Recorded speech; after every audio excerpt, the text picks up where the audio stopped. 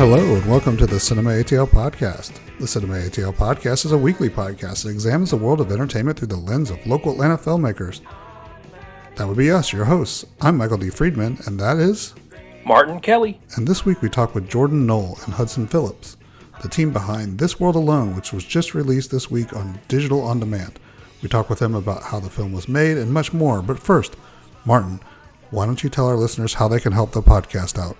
Well, you can help us out by listening like you're doing right now, but more importantly, what you can do is rate, subscribe, and comment on whatever format you're listening to this podcast on, and those formats include Apple Podcasts, Spotify, iHeartRadio, Amazon, Stitcher, SoundCloud, and Google Podcasts, and you can even check us out on YouTube. And we also want to hear from you. You can always tweet us at CinemaATL or at my new Twitter account, which is at CleverTransient.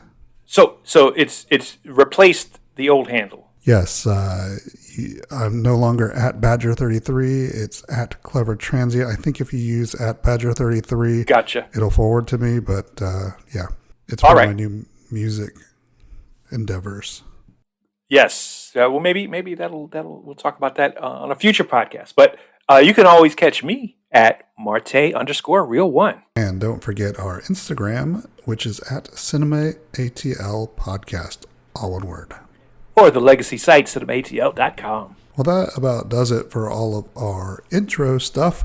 Why don't we just get into our interview with Jordan Noel and Hudson Phillips and learn more about This World Alone.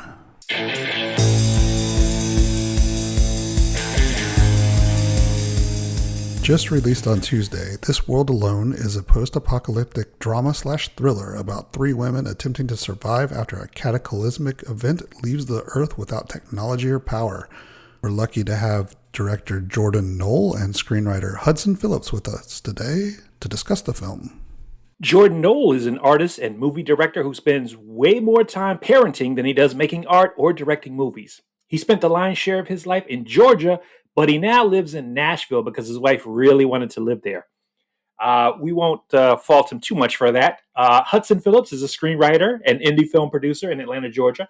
He's also the founder of ScriptBlast, an online productivity and accountability community to help struggling writers finish their screenplays, and host of the ScriptBlast Screenwriting Podcast. Hey guys, welcome to the Cinema ATL Podcast. Glad to have you.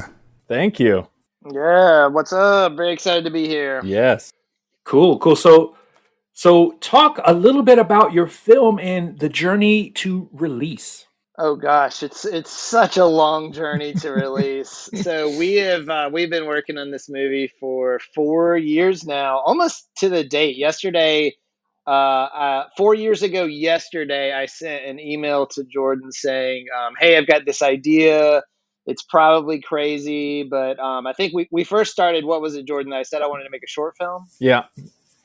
It had been 2 years since we'd made a short film, and we'd been developing at least one feature, maybe more, and we just needed to make something. Yeah, so there was this idea of, hey, kind of looking at this model of what do we have around us, what is near. So I kind of took this idea for a feature that would have been a low budget feature, but I just wrote the first 10 pages out. I was like, hey, can we do this as a short? And Jordan was like, well, what if we just go and do that feature? And we were really inspired at that time by the models of like, the Duplass brothers, or that film, The One I Love, where they would just ultra low budget, just go somewhere, use what you have, kind of live and work together in one spot and make a feature. So we were real inspired by that and said, well, what if we do it? And I think in a lot of ways we were maybe naive enough to think that we could pull that off. And so we turned a screenplay around, I think within 2 weeks, and or at least a first draft that was consistently rewritten all the way through, post even. Yeah. But we did it very quickly, and then we were on set within 4 months or less. How long was it, Jordan? It was less than 3 months because it was May 18th that the process started, and I believe we started production on July 28th or 9th. Yeah, so it was just this, we're going to get the train moving. Let's get as many people on it as possible to kind of weigh it down so nothing will stop it. And we hit a ton of roadblocks along the way. We money fell through, locations fell through, and all that. But we were somehow filming by the end of July up in Hiawassee, Georgia. And we shot for 10 days and with about 20 cast and crew, kind of all living in one house up there. And then after we finished, we ran out of money again, so we had to do a crowdfunding campaign on Seed and Spark, and so we raised some more money in that, and then finished post and did our festival run in 2019, and then had this big ambitious plan to, hey, let's self-book this tour, go up and down the East Coast, art house theaters, colleges, and we booked all these gigs, and then that was March of last year. So you can imagine what happened to all of those plans. So we put it on hold for another year and decided to go more traditional distribution route. Reached out to about a dozen distributors, and then heard back from about half of them, and signed with this company called 1091. And now the movie came out yesterday, May 18th. So it is now available wherever you buy or rent movies. So the funny thing is that it took right at 4 years from idea to actual distribution and it being released. And an aspect of the movie is a coming of age story. But during that 4-year process, both Hudson and I had our coming of middle age. We both turned 40. It's true. Nice. Well, there's a lot of circular happenstance with the film. I mean, that's amazing that it was actually released on the same date that you guys started the whole process, just 4 years later. That's pretty amazing. Yeah, we didn't even realize it until a couple weeks ago, did we? I think it was just the other day. I was like, oh, that's funny. That's the same day of our release date. Yeah.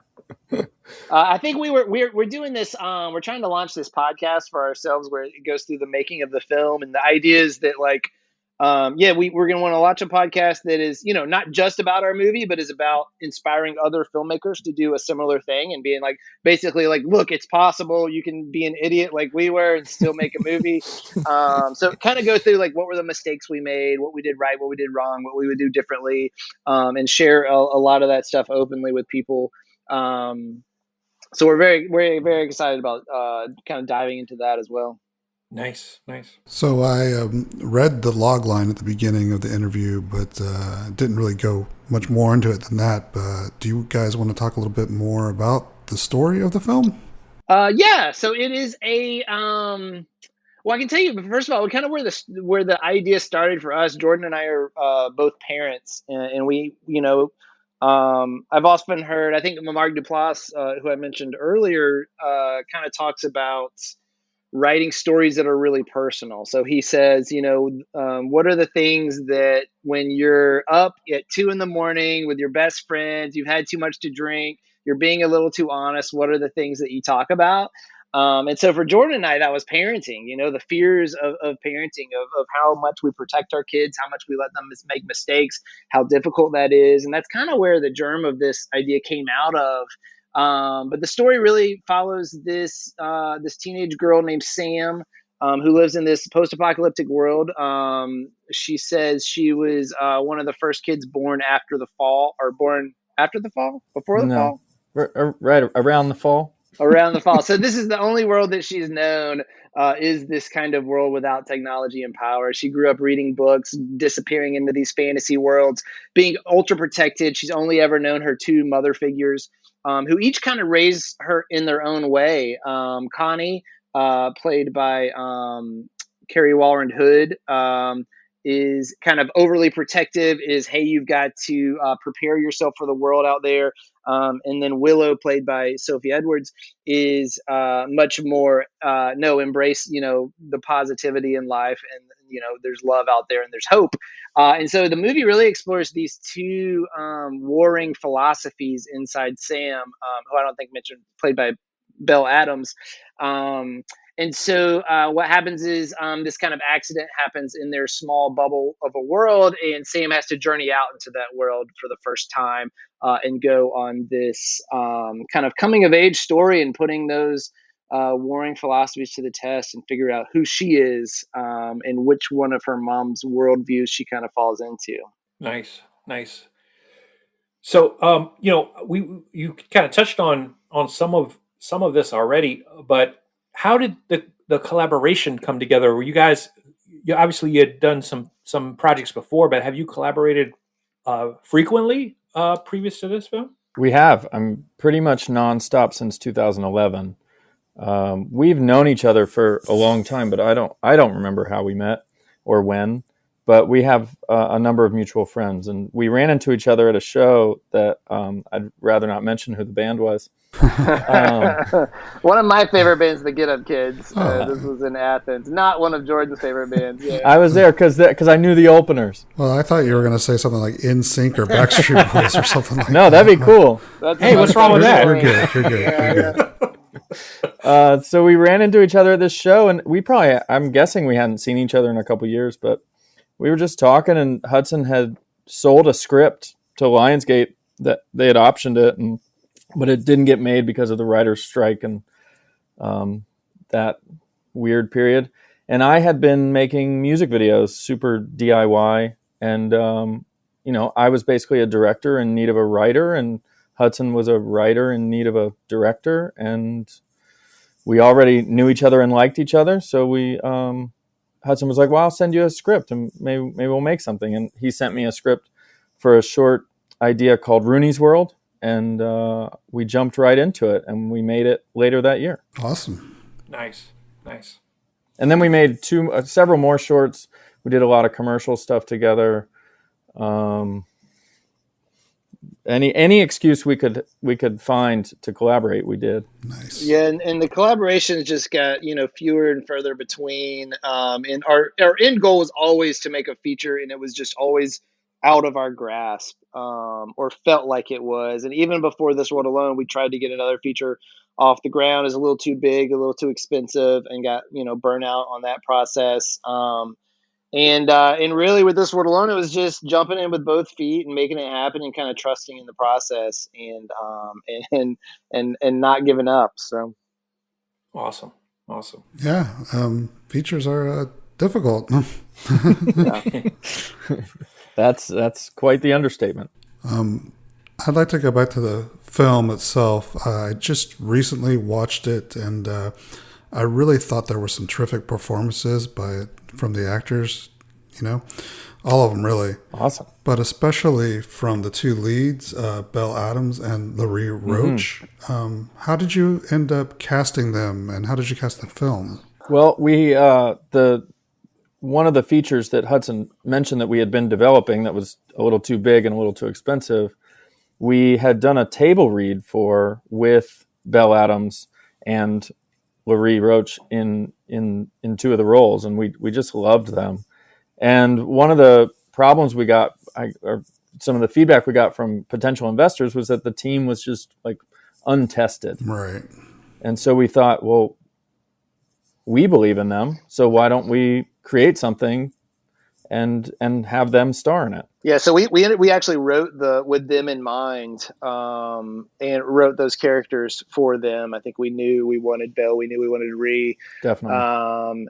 We wrote the Willow role for Sophie as well, and had actors in mind for the other two roles that didn't work out, but we ended up with Kerry Wallen Hood and Brandon Odell, who were both friends of ours previously. And that's something we're really most proud of, is just what all of those actors brought to those characters and brought to the performances. And it really elevates the material. No, it shows that, that these parts were sort of tailored to their strengths. I think you did a great job in doing that. It's very similar to, what Ruckus and Lane Sky did with The Devil to Pay. They loved working, wanted to work with Danielle Deadweiler and just wrote a part for her. So there's a lot of similarities between those two films, because obviously we both shot in Hiawassee, and we both had the help of a terrific person up there, Michelle Moreland. Yes. And so kudos though to the 10-day shoot. That's fantastic. My first feature was shot in 10 days, and yet the scope was even smaller in terms of location wise, what you guys pulled off. So kudos on that account for sure. Thank you. But one thing I wanted to ask about this film because it's so apropos. It's funny that it took a while and you guys had other plans of the release, but I think the release is kind of really apropos to the day and time we live in today. And so, with that being said, what do you guys hope people get out of the film? Yeah, it's interesting because I just read a review today of the film where they were talking about how much more timely it is now, um, post COVID and post pandemic, because we have all been living in these bubbles and we've been cut off from society. And we're going out into a world that in many ways is different and that we don't understand and is scary.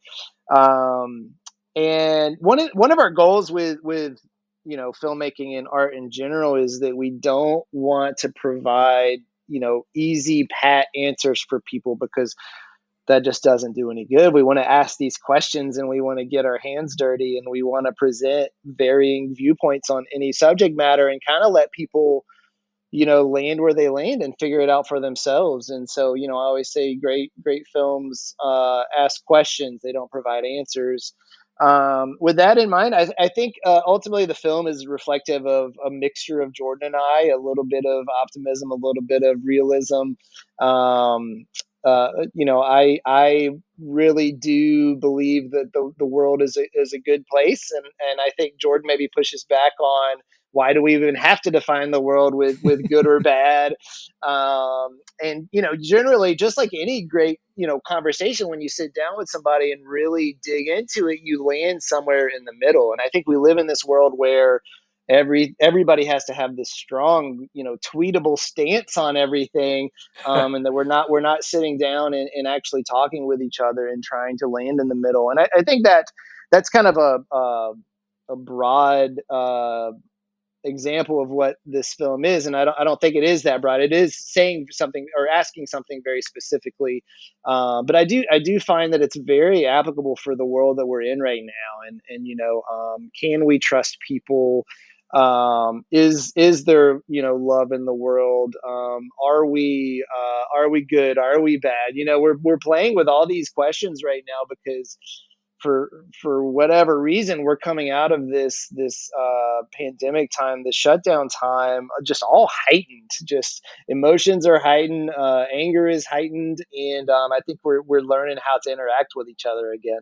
Interesting. Yeah, That's a very good point about, how we don't meet in the middle and don't have these discussions anymore with these different viewpoints. I think it does come through in the film, and I just want to say kudos to you guys for, really pulling that off. Thank you. One of the things I wanted to talk about with the film is about the fall. You never really give details about what it is or what happened, but it felt pretty ominous, especially in this age of COVID and the pandemic. Did you ever give consideration to maybe explaining that a little bit more to the viewer so that they might know what was going on in the backstory? And then kind of related, you do have these interstitial moments where Sam kind of narrates and talks about what she feels like the fall, what it was before the fall. Were those part of the original script, or was that added, or something you added in post-production? Yeah, those two questions are very much related to each other, in that from the very beginning we said we don't want to explain what it is, because the problem with these things is the second you explain it, you realize that whatever is in the viewer's imagination is going to be better than what you come up with. It's the Jaws approach. Right. And so, and part of that was we couldn't afford to show it. And so we had to skirt around that and let the audience fill it in with their imagination. But one of the ways we solved that budget problem was this idea of doing, I call it the kind of slideshow segments, which is essentially it's Sam, the main character, kind of narrating what she thought life was like before the fall, and she kind of compares her world with it. And it was a way for us to give a little bit of commentary about the world we live in. in a unique way, but also to explain a little bit of just how things are different, budget consciously. And I was personally very inspired by Mike Mills' films, 20th Century Women and Beginners, where he does a similar thing where it's just this kind of slideshow voiceover thing that I just fell in love with. And so the benefit is, of course, that's about 8 pages of the screenplay we don't have to film because it's this voiceover stuff. Right. The negative side is that Jordan had to go in and scan every single one of those images that we use in there. That I think took probably weeks and to clean them up and all that, which maybe we should explain for people who haven't seen the movie. It's a series of kind of found, not footage, but found magazine clippings, old photos. They were all like weathered and stuff. So she's telling the story kind of by narrating these old photos and showing the difference between what the world was and what it is now. I think those were really well done, and they did offer a perspective. I did like it did provoke thought about the kind of world we're in today, and it was interesting, a perspective of someone who is only imagining this world from pieces that she's found, which was really interesting. I thought it was well done, and so it's the kind of thing that you don't often see in sort of really low budget films, is this kind of a segment that puts things together like that. So again, I thought that was very effective. It also what you did, and it also added a little bit of levity to the film, which I really enjoyed. Right. No, definitely. Yeah, and those were pieces that we were rewriting up until 2 days before we locked. Yeah. The last thing we did was have Belle re-record. She recorded some of those on set. And then we adjusted some of them after some early feedback. I think they were maybe a little too heavy-handed in first viewings. Would you say that, Jordan? Yeah, they were a little on the nose, but yeah, that's you got to search around with your nose until you find it. Well, I don't really think they were on the nose in the final cut, so I mean that was great. No, yeah. Terrific job in working those and I guess workshopping those to get those just right, because that was a really effective piece of the film. Great. So I guess one thing I want to say, be sure we give you a chance to say, is like where this is. I know it's on iTunes for sure. I just saw a post about the iTunes is doing well on iTunes already, so congratulations on that. But where else can people watch the film? It is on iTunes. It's on Amazon. It's on Fandango. It's on Google Play. I guess Microsoft, whatever that is. But if you can find a link for everything we're on at thisworldalone.com. We're also on like all cable boxes, so like AT&T and all that kind of stuff. You can pull it up on your cable, DirecTV. So pretty much really anywhere I think that you can rent or buy movies digitally, I think we're on there. Perfect. So, yeah. Hudson, kind of break away from the film for just a moment and tell us a little bit about ScriptBlast. What's that all about?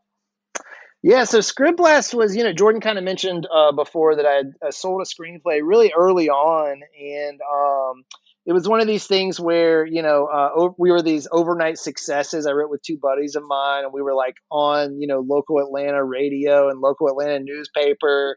Maybe when people still were paying attention to newspaper and radio, which makes me seem a little too old. But this is probably like 2008, somewhere in there. And it was like the second screenplay we wrote. We ended up getting optioned by Lionsgate. And then what followed that was just disappointment after disappointment after disappointment. The writer's strike happened. Lionsgate had a change of leadership. They dropped the option. A local Atlanta production company picked it up. They made the film, but they threw our script out. So none of our words ended up on screen. And so it was just this really difficult time. And my two buddies that I wrote with both ended up giving up after another couple of shots.